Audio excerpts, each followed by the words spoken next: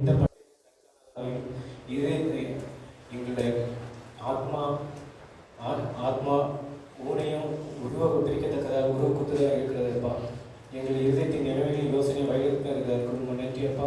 அவருடைய வார்த்தையானது எந்த இதயத்தை தொட வேண்டுமோ அந்த இதயத்தை விசேஷம் பண்ண நீ கிருபையை நடந்தது. உடைய எச்சரிப்பின் வார்த்தை இந்த 10 நிமிடத்தில் கடந்த வரை நீ கிருபை செய்கிறாருப்பா. என்னை முழுவதும் உங்களுடைய ஒப்புக் கொடுக்கிறேன். என்னை மறைத்து நீ வெளிப்படுகிறப்பா. ஆமீன்.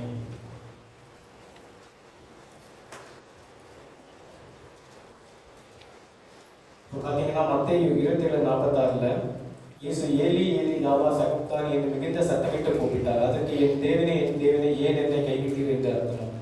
என் தேவனே ஏன் என்னை கைவிட்டீர் என்று எதுக்காக அவர் சொல்றாருன்னா, நான் இன்னைக்கு எனக்கு கர்த்தர் பேச சொல்லி கொடுத்த வார்த்தை வேற 4 வசனம். அதை நான் பின்னாடி பேசுறேன்.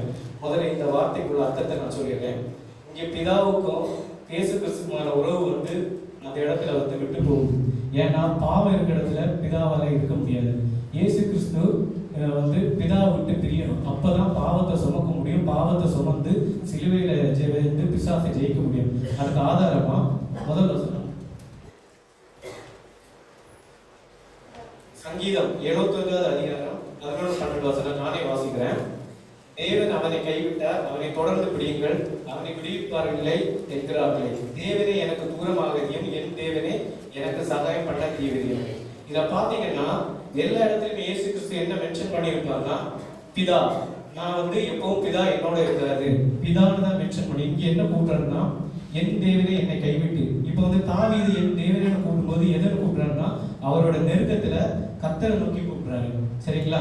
அப்போஸ்தலர் 16 பார்த்தீங்கன்னா 16:25 நடுராத்திரியே பவுலும் சீலாவும் ஜெபம் பண்ணி தேவனை துதித்து பாடினார்கள். காவலில் வைக்கப்பட்டவர்கள் அதை கேட்டுக் கொண்டிருந்தார்கள்.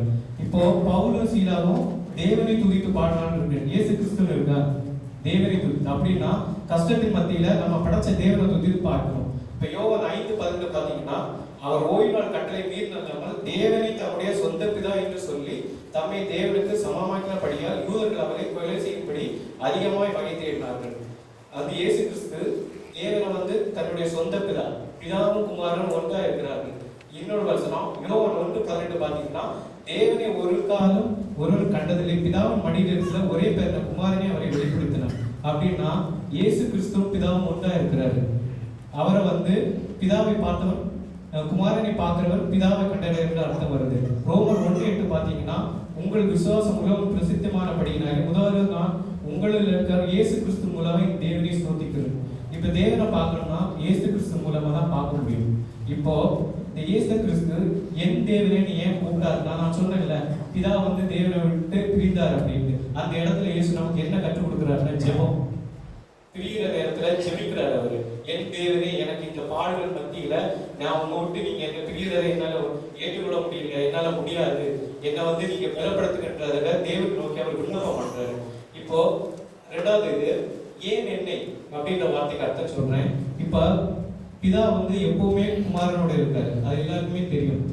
அதுக்கு ஆதார வசனம் யோவான் 8:29 வசனம். சாரி, மத்தேயு 10:29 வாசிங்க. மத்தேயு 10:29.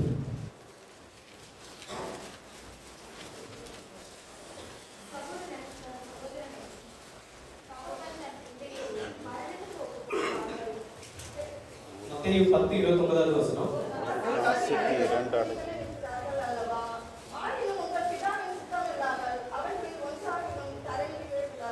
இப்ப மத்தேயு 7:21 வாசிக்கிறேன். பரலோகத்தில் எங்கள் பிதாவின் சித்தப்படி செய்கிறவனே பரலோகத்தில் பிரவேசிக்கவே அல்லாமல் என்னை நோக்கி கர்த்தாவே கர்த்தர் என்று சொல்கிறார்கள், பிரவேசிப்பதில்லை. இப்ப யோவான் 10:30 பாத்தீங்கன்னா, நானும் பிதாவும் ஒன்றா இருக்கிறோம் என்றார். யோவான் 8:29 பாத்தீங்கன்னா, என்னை அனுப்பினவர் என்னுடனே கூட இருக்கிறார், பிதாவுக்கு பிரியமானவர்களை நான் எப்பொழுதும் செய்கிறபடினா என்னை தனியே இருக்க விடவில்லை. இப்ப பாத்தீங்கன்னா இயேசு கிறிஸ்துவும் பிதாவும் ஒன்றா இருக்கின்ற வசனத்தின் மூலமாக நமக்கு தெரியுது. இப்ப ஏன் அவர் கைவிட்டார்ன்றதை பார்ப்போம். ஏசாயா 59:2 வாசிங்க. ஏசாயா 59:2.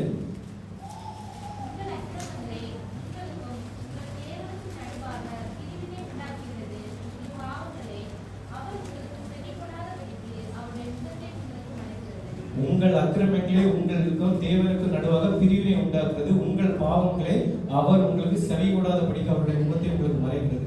இப்போ நம்முடைய பாவத்தை சுமக்கிறதாக இயேசு கிறிஸ்து போகும்போது நம்ம பாவம் பிதாவுக்கும் குமாரனுக்குமாக இடையில் இருந்த அந்த பந்தத்தை மறைக்குது. இயேசு கிறிஸ்து பரிசுத்தர், பிதா பரிசுத்தர். பரிசுத்தம் இல்லாமல் ஒருவரும் தேவனை தரிசிக்க முடியாது. இப்ப எசேக்கியேல் 39:24 வாசிங்கன்னா, அவர்களுடைய அசுத்தத்துக்கு தக்கதாக அவருடைய மீறல் தக்கதாக நான் அவர்களுக்கு செய்து என் முகத்தை அவர்களுக்கு மறைத்தேன். இப்ப பாவம் ஒருத்தங்க பண்றனா பிதா அவரோட முகத்தை மறைப்பாரு. இந்த இடத்துல இயேசு கிறிஸ்து சிலுவையில நமக்காக பாவத்தை சுமக்கும் போது பிதாவும் அவரோட முகத்தை குமாரனுக்கு மறைக்கிறாரு. சங்கீதம் 104:29 பாத்தீங்கன்னா, நீர் உமது முகத்தை மறைக்க திகைக்கும், நீர் அவைகள் சுவாசத்தை வாங்கிக் கொள்ள அவைகள் மாண்டு தங்கள் மண்ணுக்கு திரும்பும். இப்ப ஆபகுக் பாத்தீங்கன்னா 1:13, தீமை பார்க்காத சுத்த கண்டரை அநியாயத்தை நோக்கி கொண்டிருக்க மாட்டீரேன்னு இருக்காரு. எபிரேயர் 12:14 பாத்தீங்கன்னா, பரிசுத்தம் இல்லாமல் ஒருவரும் கர்த்தரை தரிசிப்பதில்லை. எதுக்காக இந்த வசனங்களை இவ்வளவு சொல்றோம் அப்படின்னா, கர்த்தர் பரிசுத்தர், பிதாவும் பரிசுத்தர். பரிசுத்தமா இருக்கவங்க நமக்காக பாடுபட்டு அவர் பாடுபட போகும்போது அந்த இடத்துல பாவம் பிரவேசிக்கவங்க அவரால் பிதாவை பார்க்க முடியல. பிதா இதுவரைக்கும் அவர் பாவனை என்னன்னு ஒண்ணு அறியாதவர் நமக்காக பாவமாக்குற வேலையில அவரால் அந்த இழப்பை அவரால் தாங்க முடியல. அப்ப தேவனை நோக்கி அவர் கேள்வி கேட்கல. அவர் அங்க 2 விஷயத்தை காமிக்கிறார். என்ன சொல்றாருன்னா, என் தேவனே. பிதா அங்க விலகிட்டாரு. பிதா எப்பவுமே பிதான்னு சொல்றவர் அந்த இடத்துல தேவன். அவர் இப்போ என்னோட பிள்ளை, நான் டீச்சரா இருக்கேன், என் பிள்ளை வீட்டுல என்ன அப்பான்னு கூப்பிடும், ஸ்கூல்ல என்ன கூப்பிடும், சார்னு கூப்பிடும். இதுதான் அங்க அதுக்கு காரணம் நம்மளுடைய மீது நம்முடைய பாவம். அதுக்கப்புறம் ஏன் என்னன்னா ஒரு பாவம் இல்லை, அவர் வாயில் வஞ்சனையும் இல்லை, அவர்கிட்ட பொய் இல்லை, எதுவுமே இல்லை. அப்ப ஏன் பிதா கைவிட்டாரு? பிதாவால முடியுமே ஓவர் கம் பண்ணார். ஆனா அவரால் ஏன் சப்போர்ட் பண்ண முடியல? பாவம் பிதாவையும் முகத்தை திருப்ப வைக்கும், குமாரையும் அவரை நோக்கி வைக்க பார்க்க விடல. காரணம் நம்முடைய பாவம் ரெண்டுக்குமே பலமான ஒரு சுவரா நிக்குது. முதல்ல பாவம் என்னன்னு உணர்ந்துக்கணும். இயேசு கிறிஸ்துவ கூட பேச சொன்ன ஒரு வார்த்தை எபிரேயர் 12:14, பரிசுத்தம் இல்லாமல் ஒருவரும் கர்த்தரை தரிசிப்பதில்லை. எவ்வளவு நாளா நம்ம ஏமாத்திட்டு இருக்கோம்? இந்த ஒரு லைஃப்ல வாழ முடியாது, இல்ல நம்ம இப்படிதான் இருக்கணும், என்னட்ட மீறுதல் இருக்கும், நான் மதிப்பேன். எவ்வளவு நாள் மன்னிப்பாரு? இயேசு கிறிஸ்து வந்த உடனே சொன்ன வார்த்தை என்னது? ஞானஸ்நானம் எடுத்து பிதாவுகிட்ட சோதனையெல்லாம் முடிச்ச அப்புறம் மனம் திரும்புங்கள், பரலோக ராஜ்யம் சமீபம். மனம் திரும்புங்கள். எவ்வளவு நாள் மனம் திரும்பாம இந்த உலகத்துக்குள்ள நான் பாவம் பண்ணுவேன், நான் எல்லாம் இருப்பேன், இப்படி இருப்பேன், சர்ச்சைக்கு ஒழுங்கா வரதில்லை, குட் ஃப்ரைடேக்கு மட்டும் சர்ச்சைக்கு வரும், ஈஸ்டருக்கு மட்டும் வரும், கிறிஸ்துமஸுக்கு வரும், பரலோகம் போக முடியுமா? எப்படி போவோம்? அவர் கிருபை உள்ளவர். கிருபை வச்சு பரலோகம் போக முடியுமா? கிருபைனா முதல்ல என்னன்னு தெரிஞ்சுக்கணும். நிர்மூலமாக இருப்பது கிருபை. அது பெரிய கான்செப்ட். நீங்க முதல்ல கிருபையினால பரலோகம் போக முடியுமான்னு தெரிஞ்சுக்கோங்க. கர்த்தர் மன்னிப்பார், மகத்துவம் நோக்கி. ஆனா கர்த்தராக இயேசு கிறிஸ்து பிதா அவரும் மடியில் உட்கார்ந்துருக்காரு. இப்ப ஆட்டுக்குட்டி அவரால் வெளிப்பட்டு கிருபையை கொடுத்தாரு. அந்த கிருபை இருக்குன்னா நம்முடைய பாவத்தை விட்டு பரிசுத்த வாழ்வை நோக்கி ஓடி அவர்கிட்ட சேர்றதுக்கு. எப்ப நீங்க இல்ல இந்த உலகத்துல பரிசுத்தமா வாழ முடியாது, இந்த உலகம் நெருங்குது, நான் இப்படிதான் இருப்பேன், ஆனா இயேசு கிறிஸ்து மன்னிப்பார்னா, சிலுவையில அவங்க சொன்னாங்க 2வது வார்த்தையில, சிலுவையில அந்த திருடன் மனம் திரும்பினான். அவருக்கு அப்பதான் இயேசு கிறிஸ்து யாருன்னு தெரியும். ஏன்னா இங்க கூட இருக்கிற ஒரு மனுஷன் படுற பாவம், கஷ்டம், பாடுகளை எல்லாம் பட்டுட்டு அப்பதான் அவனுக்கு சுவிசேஷம் அறியப்படுது. அதனால அவன் திரும்பினார். இப்ப அலெக்ஸ் பிரதர் ஃபர்ஸ்ட் இதுல அழகா சொன்னாரு, என் உடம்புக்குள்ள மனசுக்குள்ள இவ்வளவு வன்மத்தை எல்லாம் வச்சிருந்தா இயேசு முடியாது, நீ யாருன்னு கேட்பாரு இயேசு கிறிஸ்து. பரிசுத்தம் ரொம்ப முக்கியம். முதல்ல பரிசுத்தத்துக்கு நேரா ஓடணும். அதனால நம்மளால பரிசுத்தமா இருக்க முடியும். நான் உலகத்தை ஜெயித்தேன், இயேசு கிறிஸ்து தானே சொல்லியிருக்காரு. என்னை போல நீங்க முதல்ல சீஷனா மாறணும். சீஷனா மாறினா பரிசுத்தம் முக்கியம். இப்ப 2வது மத்தேயு 26:38-39 வாசிங்க. நான் வாசிக்கிறேன். அப்பொழுது அவர், என் ஆத்மா மரணத்துக்கு ஏதோ துக்கம் கொண்டிருக்கிறது, நீங்கள் இங்கே தங்கி என்னோடு கூட வைத்திருங்கள் என்று கூறி சற்று அப்புறம் போய் முகமுப்புற விழுந்து, என் பிதாவை இந்த பாத்திரம் என்னை விட்டு நீங்க கூடுமா, நீங்க இப்படி செய்யணும், ஆகியும் என்னுடைய சித்தத்தின்படி அல்ல உங்களுடைய சித்தத்தின்படியே ஆக கிடந்து என்று ஜெபம் பண்ணினார். இப்ப லூக்கா 22:43-44 வாசிங்க. இல்ல ஒரு ஓகே வாசிங்க. லூக்கா 22:43-44 வாசிங்க. ஒருத்தருக்கு ஆதியாகமம் 3:17-19 இருக்கும். நீங்க வாசிங்க சிஸ்டர். ஒருத்தருக்கு ஆதியாகமம் 17:19 இருக்கும்.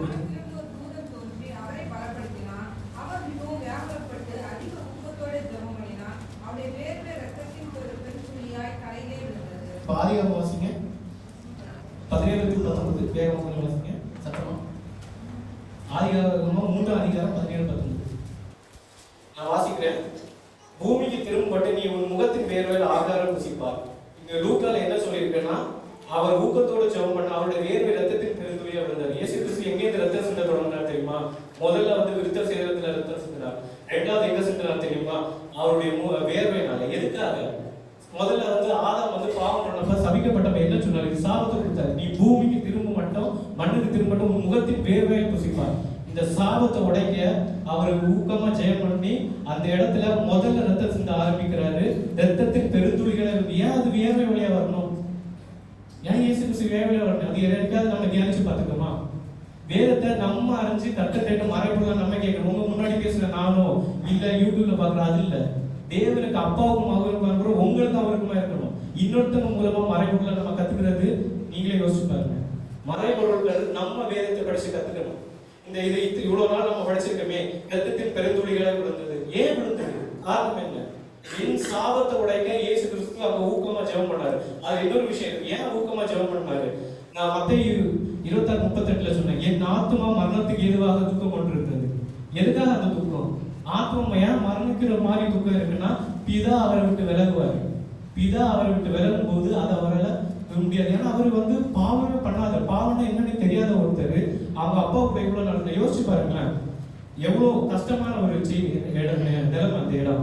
ஆத்மா மரணம். அவரே சொல்றாரு, என் ஆத்மா மரணத்துக்கு ஏது. அவரை உடம்பு அடிச்சாங்க, கீறினாங்க, அவருக்கு எந்த கவலையும் இல்லை. அடிக்கப்பட்ட ஆட்டுக்குட்டியை போல அமைதியா இருக்காரு. ஏன் அவர் இந்த வார்த்தை சொல்லி ஏன் என்னை கைவிட்டு? காரணம் அந்த ஆத்ம பாரத்தை. ஏன்னா பிதாவால ஒண்ணுமே பண்ண முடியாது. காரணம் நம்முடைய பாவம். நம்முடைய பாவம் இருக்கும்போது அது பாவத்துக்கு யாராலையும் உதவி பண்ண முடியாது. மனம் திருப்பி கர்த்தரை ஒப்பு கொடுத்தா கர்த்தர் உன்னை விடுவிக்க வல்லவராக இருக்கிறத தவிர நம்மளால பாவத்தை மேற்கொள்ள முடியாது. இப்ப தேவன் நம்ம மேல வச்சு அன்பை பார்ப்போம். என் தேவனை ஏன் என்னை கைவிட்டு உங்களுக்கு விளக்கம் கிடைச்சிருச்சு. பிதாவுக்கு விலகுறதுக்காக தான் தேவன் நமக்கு ஜெபத்தை கற்றுக் கொடுத்தாரு, பிரிவை கற்றுக் கொடுத்தாரு. நம்ம அன்பு ஏன் கைவிட்டுறன்னு சொல்லிட்டேன். இப்போ ஏன் இந்த பாடுகளை அவர் கடந்து போகணும்? தேவன் நம்ம மேல எவ்வளவு அன்பு வச்சிருக்காருன்ற பார்ப்போம்.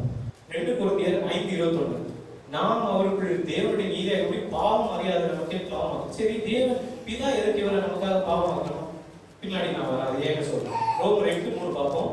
தம்முடைய குமாரனை பாவ மாம்சத்தில் சாயலாகவும் பாவத்தை போகும் பலியாக அனுப்பி மாம்சத்தில் பாவத்தை ஆக்கிரிக்குள்ளாக தீர்த்தார்.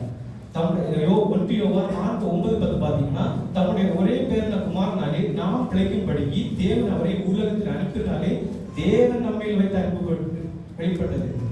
இப்போ நாம் தேவனத்தில் அன்பு கொண்டனால அல்ல, அவர் நம்மிடத்தில் அன்பு கொண்டு நம்முடைய பாவங்களை நிவர்த்தி செய்கிற கிருபாதார பலியாக தம்முடைய குமாரனை அனுப்பினாலே அந்த அன்பு உண்டாயிருக்கு.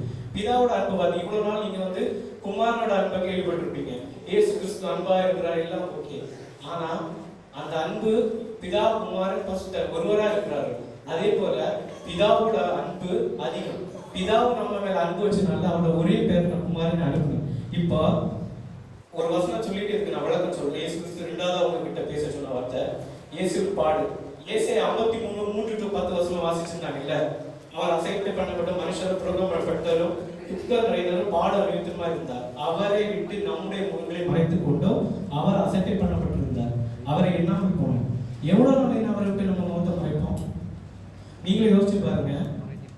இப்போ உங்களுக்கு எல்லாருமே நிறைய பேர் குழந்தை இருக்கும். சிலவங்க பெற்றோர் இழந்திருப்பீங்க. சில பேர் வேற ஏதாவது ஒரு இழப்பு, நம்மளால தாங்க முடியாத இழப்பு இழக்கும்போது ஒரு வலி வருது தெரியுமா? இப்போ நாளையில இங்க வந்தப்ப என் பையனை விட்டு வரும்பா அவன் எப்படி சாப்பிடுவான், எப்படி இருப்பான், யார் பார்த்துப்பா, எனக்கு ஒரு வலி இருந்துச்சு. அந்த வலி தாங்க முடியாது. சூசைட் பண்ணலாம்ன்ற அளவுக்கு எல்லாம் போனேன். அந்த அளவுக்கு இருந்ததுன்னா என் பிதாவுக்கும் குமாரனுக்குமான இழப்பு மனுஷரீகமா இங்க இந்த உலகத்துல ஒரு இழப்பை நம்மளால தாங்க முடியலன்னா நமக்காக இயேசு கிறிஸ்து ரத்தம் சிந்த பிதா அடிக்கிறதுக்கு எந்த தகப்பன் மகனை இன்னொருத்தனை நீ அடிச்சுக்க நொறுக்கிக்க கொடுப்பாரா? நம்ம பிள்ளைய நம்ம கொடுப்போமா? பிதா நம்ம வேதாச்சு அன்புனால பாவம் ஒரு பாவமும் அறியாதவரை நம்முடைய பாவத்துல மீறுதலுக்காகவும் அடிக்க கொடுத்துருக்காரு. நம்ம என்ன பண்றோம்? அவருடைய முகத்தை விட்டு திருப்பிட்டு போறோம். வசனமே இருக்கு, அவரை விட்டு நம்முடைய முகத்தை மறைத்துக் கொள்றோம். தேவன் யாரையும் கைவிடுறோம் கிடையாது. நம்ம ஏன் தேவனை ஏன் கைவிட்டிருக்கீங்க? நம்ம தான் நம்ம சொல்றோம். கைவிடப்பட்டது அவர் இல்லை, நம்ம தான் கைவிடுறோம் அவரை. அவர் நம்ம கலத்தப்படி நம்ம கடிதம் இல்லை, எனக்கு இந்த உலகம் தான் வேணும், எனக்கு இந்த பக்கம் தான் போகணும், நான் இப்படிதான் இருப்பேன், எனக்கு இந்த மேக்கப் வேணும், எனக்கு இந்த டிவி வேணும், செல்போன் வேணும். இன்னும் எவ்வளவு நாள் கர்த்தருக்கு மறைக்க போறோம்? நம்ம கர்த்தர் இந்த செய்தியை கொடுத்தது எச்சரிப்பின் செய்தியாக தான் நான் பேசுவேன். ஏன்னா என்னோட சேனல்ல நான் பேசுனது வேற, இங்க நான் உங்ககிட்ட பேசுறது வேற, ரெண்டுமே வித்தியாசமா இருக்கு. ஏன்னா கர்த்தர் சொன்னதை நான் இங்க பேசிட்டு இருக்கு. அவர் கொடுத்த 2வது வார்த்தை இது. எவ்வளவு நாளைக்கு நம்ம அவருடைய முகத்தை விட்டு திரும்ப போறோம்? நம்ம திருப்புறமா இல்லையா? எவ்வளவு எத்தனை வசனங்கள் எத்தனையோ இது கேட்கிறோம். ஆனா கர்த்தர்கிட்ட நம்ம திரும்பணுமா, கர்த்தரை விட்டு திரும்பி போறோமா? சற்று யோசிக்கணும். இப்போ லூக்கா 23:27 வாசிக்கும். லூக்கா 23:27-28 வசனம் கொஞ்சம் சத்தமா வாசிங்க. கூட்டமான ஜனங்களும் அவருக்காக புலம்பி அழுது ஸ்திரீகளும் அவருக்கு பின் சென்றார்கள். இயேசு அவர்கள் முகமத்திலும், எஸ்ரீமின் குமாரத்திகளே, நீங்கள் எனக்காக அழாமல் உங்களுக்காகவும் உங்கள் பிள்ளைகளுக்காகவும் அழுங்கள். மூணாவது வார்த்தை இது தீர்க்கமா பேசுற வார்த்தை. எத்தனை நாளைக்கு வாட்ஸ்அப்ல ஸ்டேட்டஸ் வச்சு இயேசு கிறிஸ்து சிலுவையில் அரைஞ்சிட்டாங்க, நான் இப்படி பண்றேன், சர்ச்சுக்கு போயிட்டு போட்டோ எடுத்து போட்டு சர்ச்சுக்கு நடக்கிறப்ப இங்க இந்த சர்வீஸ் இதெல்லாம் பண்றோமே, என்ன மரியாதை? எவ்வளவு நாள் இன்னும் இயேசு கிறிஸ்து வாட்ஸ்அப்ல மட்டும் சிலுவையில் அரைஞ்சு அவருக்காக அழுகிறாரா? இல்ல எனக்காக அழுகிறாரா? ஐயோ இயேசு கிறிஸ்து அழுத 40 நாள் உபவாசம். யார் உன்னை பட்டினி இருக்க சொன்னது? யார் உன்னை நான்வெஜ் சாப்பிட வேண்டாம்னு சொன்னாங்க? உபவாசம் என்னது? நீ உபவாசிக்கிற நேரத்துல உன்னுடைய சாப்பாடை ஒரு 7 எளியவருக்கு கொடுக்கணும், இல்ல 7 ஏழுக்கு உதவணும். அதுதான் உபவாசம். பக்கத்திலே கிடப்ப பிச்சைக்காரன், நீ பாட்டுக்கு நல்ல சிக்கன் மட்டன் வாங்கி வச்சுட்டு 12 மணி 1 மணி பாஸ்ட் முடியும் நான் சாப்பிட போறேன். இது உபவாசம். சரி, எத்தனை ஏழைங்க, எத்தனை பேர் வந்து டிக்கெட் அவங்க எத்தனை பேர் இருக்கு? எத்தனை பிள்ளைகளுக்கு இங்க இருக்க சம்பளத்துல நம்மளால ஒரு நோட் புக் வாங்கி கொடுக்க முடியும்? சரி, எத்தனை பேர் வசனத்தை வச்சீங்க? எத்தனை பேர் வாட்ஸ்அப் ஸ்டேட்டஸ்ல வசனத்தை விதைக்கிறீங்க? வாய் போனீங்க, இப்படி ஆணு போனீங்க இன்னைக்கு நைட்டு. அடுத்து கிறிஸ்துமஸ் ஆனா தலையில 2 கொம்பும் முளைக்கும். வசனம் எங்க வைக்கிற? எத்தனை பேருக்கு தெரியுமா? எத்தனை பேர் வாட்ஸ்அப் ஸ்டேட்டஸ் ஒரு இயேசுவோட வார்த்தையை பார்த்து எத்தனை பேர் பிரதர் இது எங்களுக்கு ஆறுதலா இருக்கு, எத்தனை பேரோட செய்தி, எத்தனை பேரோட யூடியூப் சேனல்ஸ்ல இந்த வசனங்கள் போகும்போது எத்தனை பேர் தொடர்படுறாங்க தெரியுமா? நீங்க பரிசுத்தமா இருந்துட்டு கர்த்தருக்குன்னு இந்த வார்த்தை யாராவது தொடணும், உத்தமத்தோட ஜெபம் பண்ணி பாருங்க, கர்த்தர் தொடுவார். அதை விட்டுட்டு சர்ச்சுக்கு வரணும்னா ஓகே இந்த சர்ச்சில் இன்னும் இந்த ட்ரெஸ் போட்டு போகணும், இந்த பிரதர் பார்க்கணும், இந்த சிஸ்டர் பார்க்கணும். எவ்வளவு நாள் சிலுவையில் 7 வார்த்தையில 70 வார்த்தையும் இருதயத்துக்குள்ள போகலைன்னா கஷ்டம். இந்த வசனத்துள்ள எத்தனை வார்த்தையை பேசினாலும் சரி, ஆனா இருதயத்தை முகத்தை விட்டு நம்ம அவரை விட்டு திருப்பிட்டு போயிட்டு இருக்கோம். இயேசுக்காக அழுதுட்டு இருக்கோம். ஒவ்வொரு குட் ஃப்ரைடேயும் சரி, ஒவ்வொரு டைமும் இயேசுக்காக அழுகிறோம். ஐயோ அவர் அடிக்கப்படுற, அவர் அடிச்சுட்டாங்க, நொறுக்கிட்டாங்க. ஆமா எல்லாம் தெரியும், நொறுக்கிட்டாங்க. யார் நொறுக்கிறது? யூதர்கள் நொறுக்கிறாங்க. நீங்களும் நானும் தான். இவ்வளவு உங்ககிட்ட சொல்றேன் நான் உத்தமமா? இல்லை. கடந்த மாதம் வரைக்கும் நான் கர்த்தருக்கு பிரியமில்லாத காரியத்தில் நானே எப்ப என்ன ஒப்பு கொடுத்து முழுதுமா ஆண்டவர் சுத்திகரிக்கின்றபோது என் உள்ள உடைச்சது. இயேசு நீங்களாவது அப்ப படிச்சு நான் ஒவ்வொருவருடைய என் தேவனை சிலுவையில் அரைஞ்சிருக்கேன்ற அந்த ஒரு குற்ற உணர்வு. தேவனை நீங்க புரிஞ்சுக்கணும். தேவன் வந்து பரிசுத்தமானவர். நாமும் முதல்ல நம்ம முகத்தை திருப்ப கூடாது, நம்ம இதயத்தை அவர்கிட்ட கொடுத்துக்கணும். ஆனால் இன்னைக்கு இந்த குட் ஃப்ரைடேல என் தேவனை ஏன் கைவிட்டார்னா நமக்காக தான் தேவன் கைவிட்டார். நம்முடைய பாவத்தினால தேவன் அந்த இடத்துல அவர் கூட இருக்க முடியாது, பிரிஞ்சாரு. அதனாலதான் என் தேவன்ற வார்த்தை வந்து இது நமக்கான வார்த்தை. முடிவு வசனமா ஏசியா 53:12. அவர் தம்முடைய ஆத்மாவை மரணத்தில் ஊற்றி அக்கிரமமாக ஒருவர் எண்ணப்பட்டு அநேகருடைய பாவத்தை தாமே சுமந்து அக்கிரமக்காரர்களாக வேண்டிக் வந்தாங்க, அநேகரை அவருக்கு பங்காக கொடுத்து. இயேசுவோட ஆத்மா மரணத்தில் ஊற்றப்பட்டது. ஏன்? உங்களுக்காக. எனக்கு ஆத்மா வரன்றது ரொம்ப கொடுமையானது, அது ரொம்ப கஷ்டமான இது. அதனால நம்ம தியானிக்கிறப்போ வசனத்தை அதிகமா வாசிங்க, இயேசு கிறிஸ்துவை புரிஞ்சுக்கோங்க. ஏன்னா தேவன் கிருபையின் காலத்தை எடுத்துள்ள போறாரு. காலம் சமீபம். இந்த கிருபையோட காலத்துல நம்ம பண்ற பாவங்களுக்கான தண்டனை வரலன்னு நினைச்சிட்டு என் இயேசு இரக்கம் உள்ளவர் கிருபைன்னு சுத்திட்டு இருந்தா ஏமாந்து போவோம். கர்த்தரை நோக்கி பாருங்க, வசனத்தை வாசிங்க, கர்த்தருக்குள்ள பெறப்படுங்க. கர்த்தர் தாமே இந்த வார்த்தை ஆசீர்வதிப்பார்.